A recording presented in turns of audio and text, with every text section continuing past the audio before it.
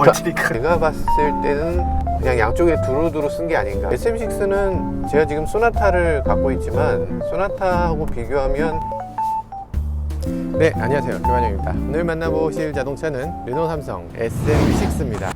SM6 시승기는 엄청나게 많이 했던 것 같은데요. 그런데도 불구하고 또 한 번 시승기를 올리는 이유가 있습니다.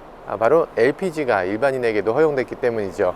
LPG가 허용된 만큼 LPG SM6는 어떻게 다른지 한번 살펴보도록 할게요. 근데 여기 원래 트렁크에 LPG면은 이렇게 통이 있어야 되는 거 아니에요? 왜 통이 없지? 여기 좀 약해? 르노 삼성이 굉장히 앞서간 부분이 이런 부분이 있었어요. 이렇게 도넛형 탱크를 이용했다는 거죠. 이 밑에 잘 보시면 도넛 모양의 탱크가 있는데 스페어 타이어가 들어갈 공간에 쏙 들어가니까 별도로 트렁크 공간을 사용하지 않고 이렇게 이 안에 싹 들어갈 수 있었던 거죠. 제가 그 소나타를 보면서 좀 아쉽다고 생각하는 부분이 트렁크 부분이에요. 예를 들면 이렇게 기둥이 이렇게 안으로 쏙 들어가는 형태로 돼 있어서 그래서 이 안에 무슨 뭐 짐을 넣었는데 짐이 이 트렁크 기둥에 밀려서 들어갔어요, 이런 것들이 없고 커버가 되어 있는 그런 부분이 있고요. 그리고 또 이 안에 스프링도 잘 보시면 스프링이 토션 스프링이 아니라 조금 더 오랫동안 내구성이 유지되는 부분, 그런 것들이 장점이라고 할 수 있겠죠. 아쉬운 점은 똑같이 있어요. 그러니까 트렁크 공간이 예전 세단들은 트렁크 위에 리드가 길어서 그래서 열었을 때 여기에 짐을 잘 넣을 수 있었는데 요즘 들어서의 세단들은 약간 쿠페형 스타일로 하다 보니까 각도가 이렇게 커서 이게 입구가 그냥 이렇게 집어넣게 되는 거예요. 그러다 보니까 이 유리가 여기까지 내려와서 집어넣을 때 저 안에 손이 안 닿는 거죠. 이거는 소나타도 그렇고 SM6도 그렇고 이렇게 점점 자동차들이 쿠페형으로 바뀌면서 겪게 되는 어려움이라고 할 수 있겠습니다. 쿠페는 그냥 쿠페 같고 그냥 세단은 그냥 세단 같았으면 좋겠어요. 여기서 그냥 딱 끊어주고 이렇게 트렁크 리드가 이만해주면 안 되나? 아무튼 네, 저는 뭐 쿠페 라이크한 것도 뭐 좋긴 한데 기능적으로는 사실 그런 차이가 좀 있다는 생각도 듭니다. 지금 사실 시승기는 아니고요. 시승기는 아니고 이 LPG 자동차는 어떤 식으로 움직이나, LPG 자동차는 기존에 있었던 가솔린 차하고 또 어떻게 다른가, 주유하면 또 어떤 식으로 주유를 하게 되나, 그걸 알아보려고 하는 거거든요. 한번 주유소에 가서, 주유소가 아니지, 충전소에 가서 그 LPG를 직접 충전을 해보면서 어떤 식으로 충전해야 되고 금액은 또 얼마나 나오는지, 그리고 충전소는 얼마나 많은지, 이런 것도 한번 알아보겠습니다.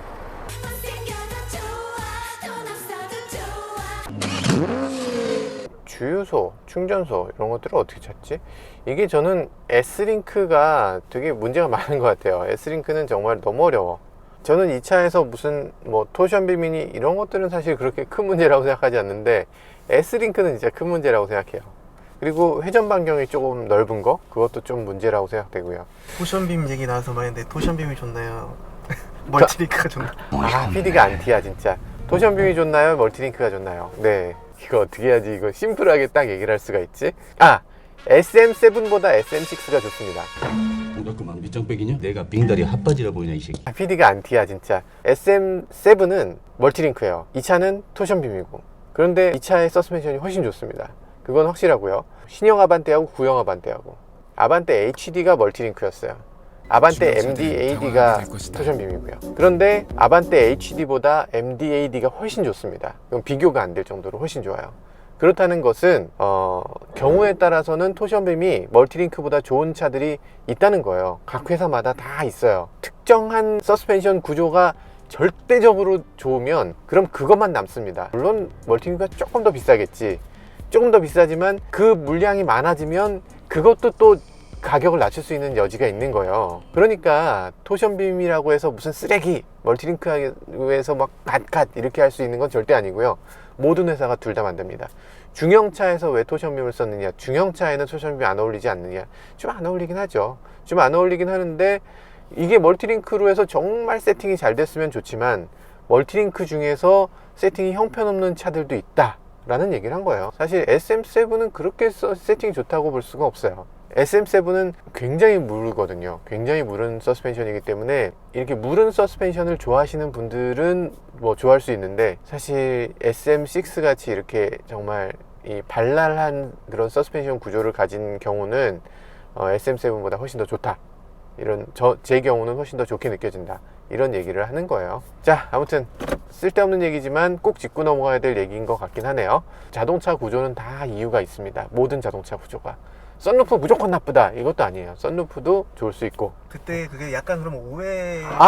그게 사람들이 왜곡을 해버렸어요. 잘 세팅된 토션빔이 보통의 멀티링크보다 좋다, 뭐 이렇게 왜곡을 하셨더라고요. 제가 그렇게 얘기한 게 아니라요, 잘 만든 토션빔이 못 만든 멀티링크보다 좋다라고 했어요. 그래서 예로 든 게 SM7과 SM6예요. 아무튼 그 부분은 저는 그렇게 얘기하진 않았습니다. 어쨌든 토션빔으로 잘 만들면 잘 못 만든 멀티링크보다 좋다. 너무 당연한 얘기잖아. 이건 너무 당연한 얘기 아닌가? 이거는 무슨 논리도 아니야. 이거는 잘 만든 게 잘못 만든 것보다 좋다는 거지. 잘 만든 샤오미가 잘못 만든 삼성보다 좋다. 이번 불미스러운 일로 저 자신을 비롯해서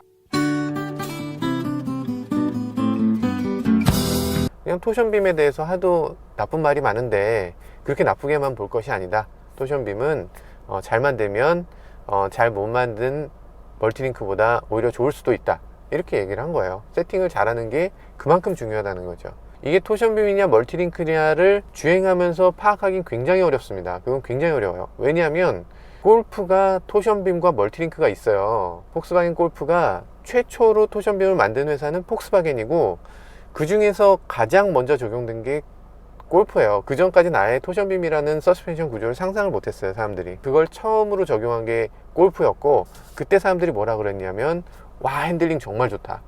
그리고 이번 7세대 골프, 그냥 8세대지만 지금 7세대 골프 같은 경우는 정말 서스펜션 좋고 정말 핸들링 좋다, 이게 전륜구동 맞냐? 라고 하면서 토션빔을 그렇게 칭찬을 했어요. 그런데 그 차가 토션빔과 멀티링크가 둘 다 있습니다. 이 배기량에 따라서 그 둘을 비교 시승을 해보고 그 차이를 알 수 있는 사람이 별로 없어요. 그러니까 여러분들이 토션빔이라서 이게 딱딱하다라고 생각하는 건 완전 오해고, 서스펜션이 댐퍼가 딱딱하기 때문에 딱딱한 거예요. 이 차에서는 정말 많은 요소들이 있는데, 휠을 너무 키우는 것도 문제고, 서스펜션 댐퍼를 너무 강하게 하는 것, 스프링 이 강도를 세게 하는 것, 이 모든 것들이 종합적으로 일어나는 게 서스펜션의 주행 감각이에요. 근데 그 중에서 멀티링크냐 토션빔이냐는 정말 여러분들이 구분하기 어려운 그런 요소들 중에 하나입니다. 정말 모든 요소들이 다 구별할 수 있지만 그 중에 가장 큰 차이를 느끼게 하는 거는 댐퍼죠. 일단 댐퍼가 가장 크고, 그 다음은 타이어. 서스펜션 구조는 한참 뒤에 있어요. 거의 모든 분들이 코너링을 막 시속 200km에서 코너링을 하거나, 아니면 뭐 모든 분들이 서킷을 가시는 게 아니잖아요. 그러니까 핸들링 특성에 대해서 정말 파악하기 어렵습니다. 이거 넘을 때 딱딱하다는 거 이유로 들어서 토션빔이 나쁘다 하시는 분들 계신데, 딱딱한 건 토션빔하고 아무 관계가 없어요. 과속방지턱 넘을 때 딱딱한 건 그냥 차체가 딱딱한 거예요. 댐퍼에 훨씬 더 그 문제가 집중되고요. 그리고 이 SM6에는 이게 지금 2.0 LPG인데 1.6 가솔린 터보가 있어요. 제가 주로 타던 차가 1.6 가솔린 터보인데, 그 차에 조금 문제가 뭐냐면 댐퍼가 지나치게 빨리 인장돼요. 그러니까 서스펜션이 압축됐다가 인장됐다 하잖아요. 너무 빠른 속도로 인장되면서 과속방지턱을 넘을 때 쿵 하고 풀려버립니다.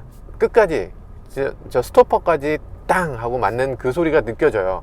근데 그게 느껴지는 그 점 때문에 사람들이 불편하게 느끼는 건데, 댐퍼하고 관계가 있는 거예요. 댐퍼가 그냥 딱딱하면 딱딱하고 부드러우면 부드러운 거지, 이렇게 두 가지로 생각하실 수 있는데요, 사실 그렇지 않고 댐퍼가 들어갈 때 압력, 나올 때 압력을 다르게 세팅할 수가 있습니다.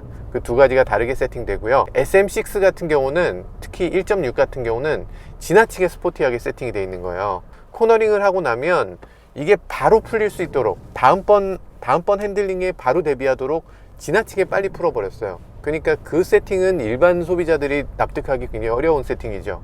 저라면 그렇게 세팅하지 않았을 것 같아요. 어쨌든 그 세팅에 아쉬움이 있고, 그것 때문에 많은 분들이 SM6는 과속방지턱 넘을 때 이런 이상한 느낌이 나네, 이거 토션빔이라더니 그것 때문인가, 이렇게 아마 착각하신 것 같기도 해요.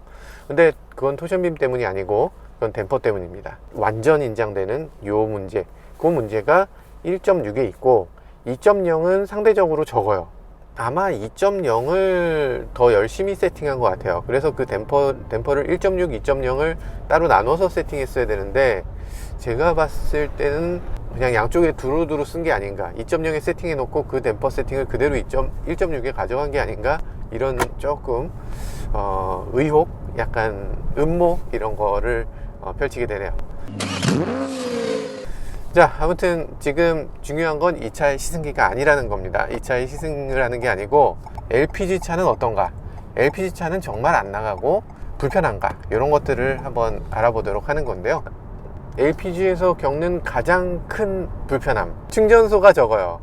LPG 차라면 여기에 충전소를 찾는 기능이 바로 딱 있었으면 좋겠다는 생각도 있네요. 가장 가까운 곳이 1km 넘게 떨어져 있군요. 주유소 알려줘. 주변에 있는 주유소를 찾았어요. LPG 충전소 알려줘. 주변에 있는 LPG 충전소를 찾았어요. 설마 했는데 정말. 첫 번째 장소로 갈까요? 네, 한번 가보죠.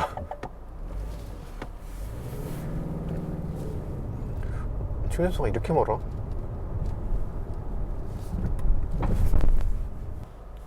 그러니까 주유소는 그 사이에 2개를 지났어요. 그러니까 주유소가 가면서 아마 하나, 둘, 저쪽에 하나 더 있고, 그리고 여기까지 가는데 주유소가 4개 정도 나와요. 4개 정도 나오는데 충전소는 하나 나온다, 뭐 그런 빈도고요. 그러면 정말 불편하냐? 근데 그것까지는 아니에요. 지금 저도 사실 LPG 충전 한 번도 안 해봤거든요. 근데 그렇게까지 불편하진 않네요. 지금 1km 6분 정도 가는 거리인데 큰 지장 없는 정도. 근데 아마 지방에 갈 때나 이럴 때는 계획성 있게 이렇게 가야 되는 문제가 있겠네요. 주유소가 또 나왔어. 그러니까 주유소가 너무 많은 거죠. LPG 충전소가 너무 적다는 게 아니라 지금 주유소가 너무 많은 거예요. 주유소가 너무 많고 과다 경쟁이 일어나서 지금은 주유소들이 이제 문을 닫는 주유소들이 많이 생기고, 좀 옛날 같으면 주유소 열면 그래도 좀 먹고 살만하다 이런 얘기들이 있었는데 요즘은 주유소로 먹고 살 수 있는 사람은 거의 없을 겁니다. 아마 굉장히 힘들 거예요. 중장기적으로 보면 사실 주유소 회사들은 굉장히 어려운 시기를 곧 맞을 것 같고요. 전기차로 많이 이양되면서, 그리고 상당 부분이 LPG로 또 넘어가는 경우도 있을 테니까 LPG로 또 넘어가면서 또 많은 어려움을 겪게 될 것 같습니다. SM6는 제가 지금 소나타를 갖고 있지만 소나타하고 비교하면, LF 소나타하고 비교하면 압도적으로 좋았거든요. LF 소나타하고 비교했을 때는 확실히 좋았던 것 같은데 지금의 소나타하고 비교하면 글쎄요, 지금 소나타가 워낙 최첨단으로 나와서 비교 자체가 조금 어려운 그런 상황이긴 한 것 같습니다. 나왔다 LPG. LPG 주유소가 여기 있군요. 지금 반이에요. 요거 좀 찍어 주실래요? 반인 거? 절반인데 절반에서 한번 충전을 시작해 보겠습니다. 절반에서 충전을 시작하면 얼마쯤 나올까? 충전을 마쳤거든요. 근데 제가 지금 조금 놀란 건 절반 있던 걸 가득 채웠는데 18,000원 나왔어요. 그러니까 리터당 가격으로 우리가 치잖아요. 휘발유 가격이 보통 1,400원, 1,500원 뭐 이렇게 하면 싸다 이렇게 생각하는데 이 차는 그냥 800원 정도 하는데 비싸다 이렇게 되는 거예요. 뉴스 봤냐? 기름값이 또 올라.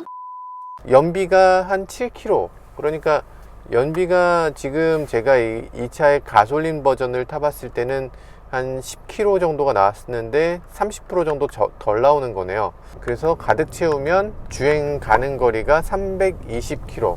그러니까 일반 가솔린에 비해서 조금 덜 가요. 가솔린이 500km 정도 간다고 치면, 500km 사실 못 가지만 400 몇십 킬로 간다고 치면 300km 정도 가니까 20% 정도 못 가는 거네요. 가격대는 확실히 싸다. 아무튼 뭐 LPG라는 게 경제성에서는 휘발유는 450km 정도 갔을 때 9만원 들어간다고 치면 이 차는 320km 가는데 한 4만원 들어간다라고 볼 수 있거든요. 9만원 대 4만원, 거기서 주는 그 금액 차이가 굉장히 크게 느껴져요. 주행 감각을 한번 볼까요? 주행 감각을 SM6 엔진이 상대적으로 좀 조용해요. 그리고 SM6의 방음은 훌륭한 수준입니다. 이 중형차급에서는 이 정도 방음이 되는 차가 흔치 않아요. 제가 지금 소나타를 갖고는 있지만 방음 수준에서 좋다라고 말할 수 있는 차는 아니거든요. 근데 이 차는 확실히 방음이 잘 돼 있다라는 느낌이 드는 그런 차예요. 그리고 소음의 양상이 완전히 다릅니다. 소나타는 약간 엔진이 고음으로 칼칼한 느낌이 나는 갑자기 이런 소리가 왜 나지? 라는 느낌이 드는 그런 엔진음이라면 이 차는 부드럽게 증가되는 그런 엔진 특성을 갖고 있어요. 그러니까 소나타는 한 2000rpm까지는 너무 정숙해. 그러다가 갑자기 3000, 4000이 넘어가면서 갑자기 왁 하면서 소리가 증가되는데 이 차는 약간 기본적으로 어느 정도 깔려 있고 거기서 우 이런 식으로 증가되기 때문에 소리가 훨씬 듣기가 좋습니다.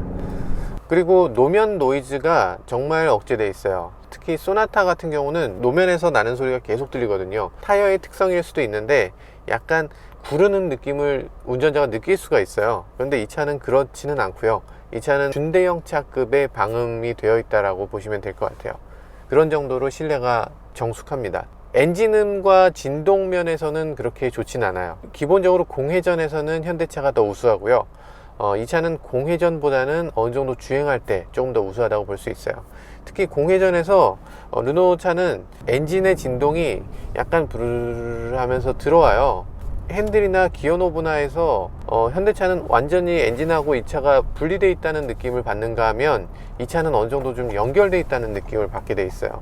처음에 제가 BMW를 처음 샀을 때가 2007년이에요 2007년에 BMW를 사서 딱 시동 걸고 딱 나오는 순간에 이거는 너무 엔진 진동이 너무 크게 들어오는데 라고 느꼈었던 적이 있어요.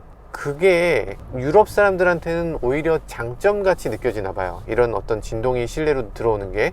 근데 우리나라 운전자들의 대부분은 진동이 느껴지는 거는 뭔가 차가 좀 이상한데? 라고 느껴지는 것 같아요. 그러니까 약간 양국의 지역적인 차이 그런 것들도 분명히 존재하는 것 같습니다. 유럽 차에 더 가까운 느낌이 있어요. 네, 지금까지 SM6 LP2를 시승해 봤는데요. 시승이라기보다는 잠깐 탑승해 본 거죠. 어쨌든 LPG라는 연료에 대해서 다시 한번 생각해 보게 됐습니다. 시중에는 여러 가지 연료, 가솔린차, 단순하게 디젤차 이렇게만 있는 게 아니고 그리고 LPG까지 있으니까 이 다양한 연료들을 직접 비교해 보면서 선택하는 지혜가 필요한 시점인 것 같습니다. 지금까지 저는 모카 김한용이었습니다.